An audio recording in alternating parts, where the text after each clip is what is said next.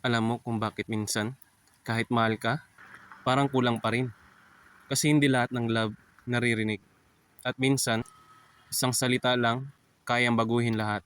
Hindi naman kailangan ng mamahaling regalo eh. Hindi naman kailangan ng grand gestures.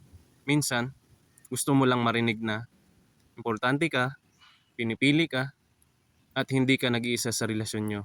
Kung ready ka na, ito ang mga salitang to. Salamat sa'yo. Hindi lang dahil may ginawa ka, kundi dahil nandyan ka. Proud ako sa'yo. Kahit walang nakakakita ng effort mo, may isang taong naniniwala sa'yo. Hindi kita iiwan. Sa mundo na puno ng uncertainty, may isang taong sigurado sa'yo. Pag-usapan natin, ayoko kang mawala.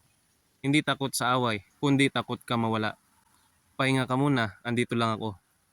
Hindi ka kailangan maging strong palagi. At ito yung pinakasimple, pero pinakahinahanap. Ikaw ang pipiliin ko, araw-araw. Pero ang totoo, hindi lahat nakakarinig ng mga salitang to. At minsan, ikaw yung nagbibigay, pero hindi mo natatanggap. Kaya tanungin mo sarili mo, yung relasyon mo ba, pinupuno ka? O ikaw lang yung patuloy na nagbibigay? Umaasang maririnig mo rin to balang araw. Hindi ka demanding. Kung gusto mo marinig yung mga salitang magpaparamdam na mahal ka.